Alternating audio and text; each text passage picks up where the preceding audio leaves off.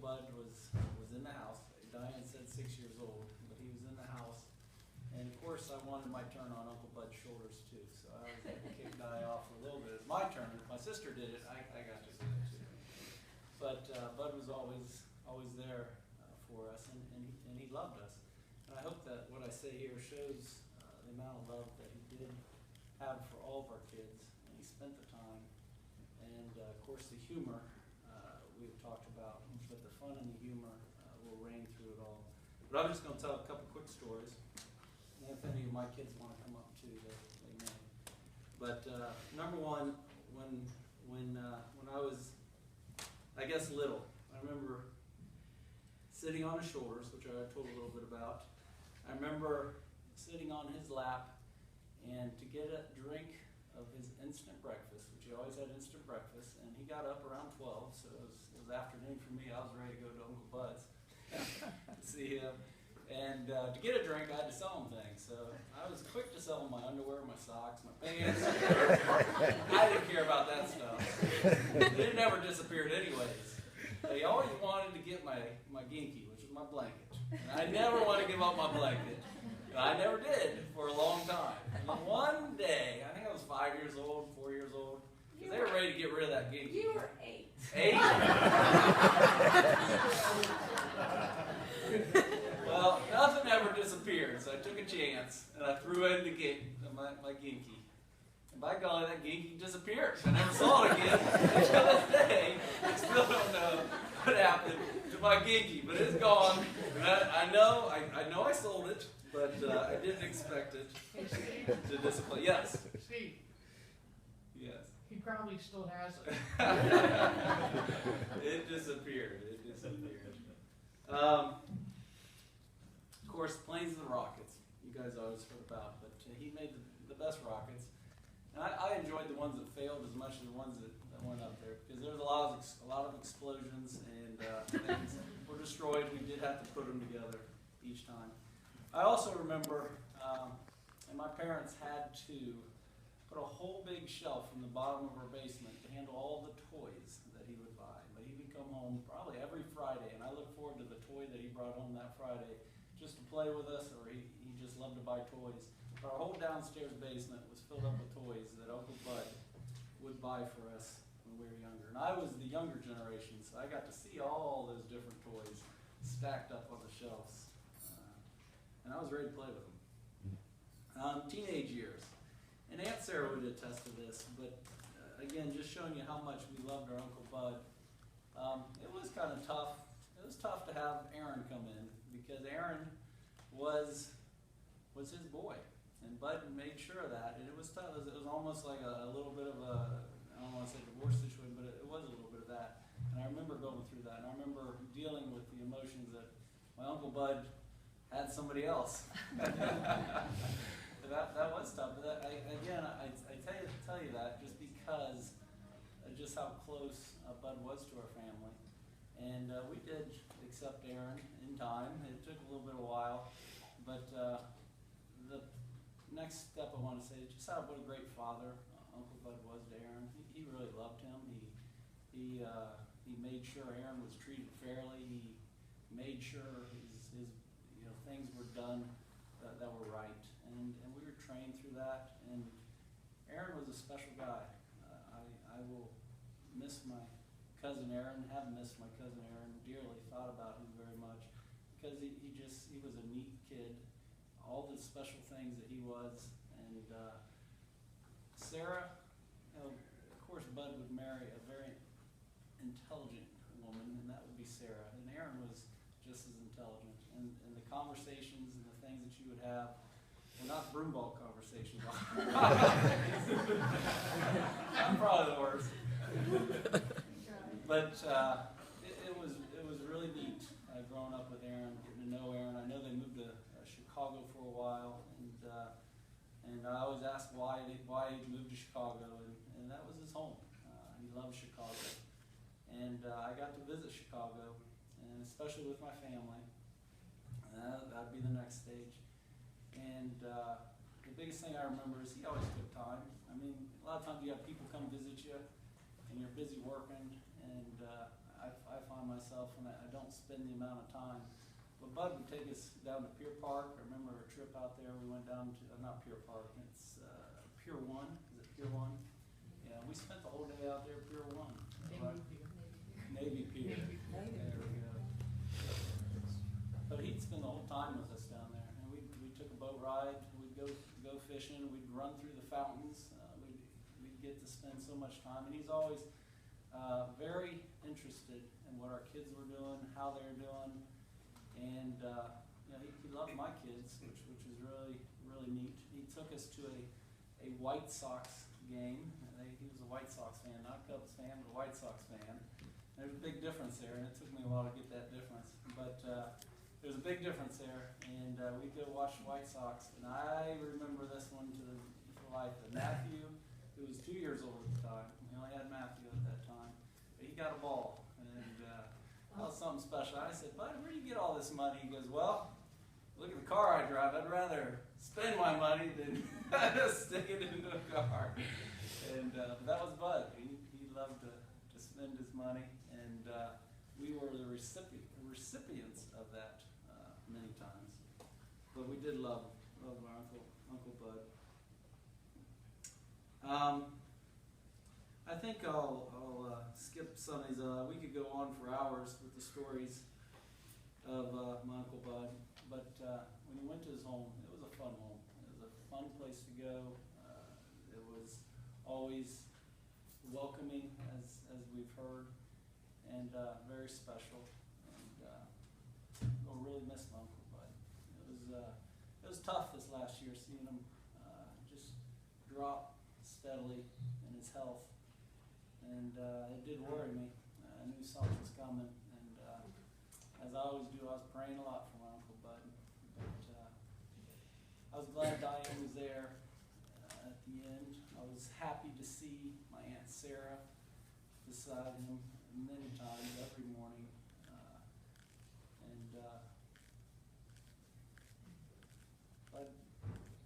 Bud's a special guy. I'm going to really miss him. I'll end with that. Any of my kids like to say anything? Philip, Matthew?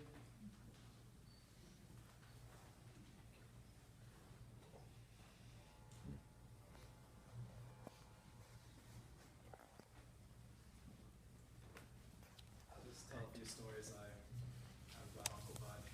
One thing I remember, Aunt Sarah and Uncle Bud got a hot tub when we were little, and us kids, we loved going over there. I remember with all my cousins, we go in the hot tub. And I don't know if you know this, but kids will do like anything for a quarter. So Uncle Bud can tell you, give you a quarter if you go out there and roll in the snow. So we go roll in the snow, and sure enough, we get a quarter, and we did all this crazy stuff. But the one thing I remember, we always used to catch fireflies as children, and we'd go and catch them. He told me, so I'll give you a quarter if you go and catch a firefly with your mouth. So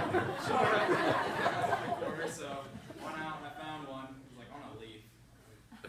Caught it.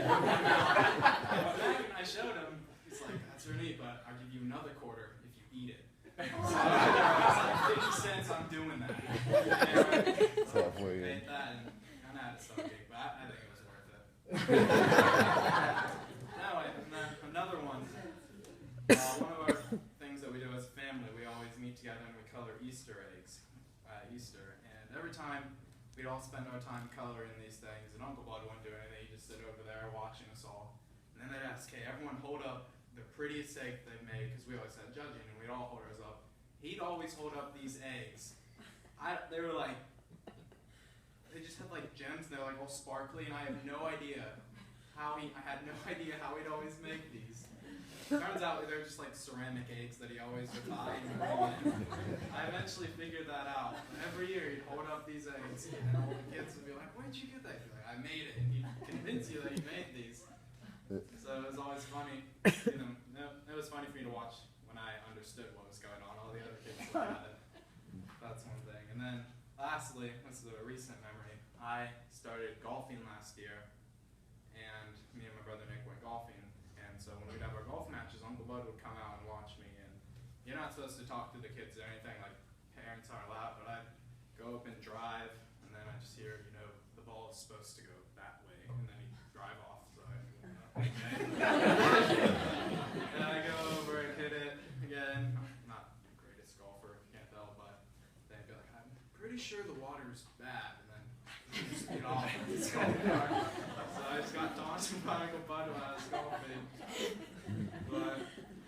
I still loved him out there watching.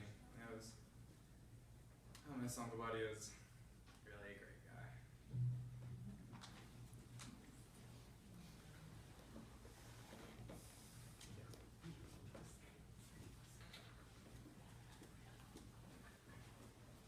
I just had a couple things I wanted to share. I came on the scene a little bit later, and I find myself relating to Jesse and Jake and Casey because my first memories of Bud and Sarah were visiting their house in Chicago, and I remember those little boxes. And they were such a good team. I just remember, like, we had these action-packed visits. They had activities planned to the minute. And Aunt Sarah would have pies sitting on the counter when we got there, all the food made ahead of time. Their house was just unique and beautiful, and I wanted to be like Aunt Sarah. And they just showed us the best time there. And like Steve said, the time they took with us on those trips, I'll never forget the different fun things we did. So those were my first memories of Bud. I don't remember ever having to like get to know Bud, just like you knew him. As soon as you met him, there was no, having to try to get to know him. He just had a very good way with people, and he was interested in people, and he was interested in me and asked me questions, and I always remember that about him. And then just also his side that I think Steve alluded to, he's very intelligent. He was interested in culture. He, over the last few years, Sarah and Bud bought tickets to some of the concert series and plays at Schuster, and they would take turns taking us all out, which was really fun. And little Jesse and I got to go see Book of Mormon with them, which was one of the most shocking things I've ever seen in my life, but it was so fun because it was with them. We went to those afterwards. Sarah even said, well, that was a little overdone. And I just remember so many things about that night. It was really fun. And then I got to have the privilege of being his date for his last show this last year, and that will always mean a lot to me. We went and saw a musical I've never even heard of, but it was good. And just the time that he took with us. He wasn't feeling real well that night, I could tell, but he still got up for it, and he was a very fun date. And I'll always appreciate that, and his appreciation for the fine arts and music and things like that. And then my favorite memories, for sure, of Bud in recent years were at our Dancing with the Stars parties. I don't know if all of you have heard of that, but he would DVR Dancing with the Stars, or So You Think You Can Dance, whatever dance show there was, and the girls of the family would go over there. And I looked forward to those nights every week where I could just, get away for the evening. Didn't always look forward to the food. Part of his love for culture was showing us different types of food, and some of it was a little frightening. Like slimier. There's some cheeses that I've never heard of before that tasted very strange, but he always had a can of pop and other things to fall back on if you couldn't bring yourself to eat the other snacks. But we had a lot of fun those nights, and I remember about those. Aunt Sarah and I would fight, or Aunt Sarah and Bud would fight about whether I got a blanket or not, because I was known to fall asleep towards the end of those shows, and I would hear them, and they thought I wasn't awake, and she'd say, Bud, she's cold, and he'd go, Sarah, if you give her that blanket, she's going to fall asleep. And they would fight back and forth as to whether I got a blanket or not. I always thought that was hilarious. But I was always also glad about those nights that it was Steve's Uncle Bud, because if it was mine, he would look at me sometimes, and I'd say, oh, by the way, it's Dancing with the Stars tonight, because it was different every week. And he'd look at me like, look at the house, it was a wreck, and kids are crazy, like, you're really going to go? And I was like, yep, I'm really going to go. And I always thought it was my uncle, he probably would have put up a lot more of a fight. So I was always glad it was Steve's Uncle Bud.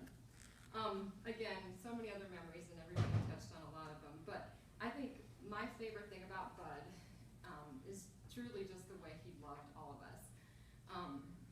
He loved us and our kids without any expectations. He supported their extracurricular activities, but I don't really think he cared that much about them. He was there for us, but it didn't matter what they did, what they liked. He wanted to get to know who they were, what they liked to do. And I think it's no coincidence that when people in our family, and I won't name any names, but I may or may not have been one of them, would want to run away from home for the evening, that's where they went. It was weird. It happened a couple times, and I even one night, they probably didn't know I was running away from home, but I probably made up some reason. But it just was fun to be there, because you knew whatever problems you were having, they would accept you. They would give you advice with humor mixed in, and they just loved us for exactly who we were. And I really, really appreciate the way they loved me and the way they loved my kids. And that's a huge hole. I'm always going to miss Uncle Bud for that.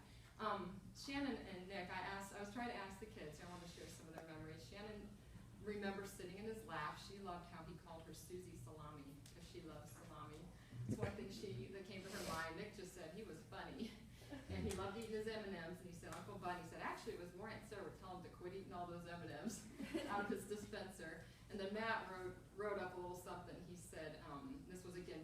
love for candy that all our kids seem to have.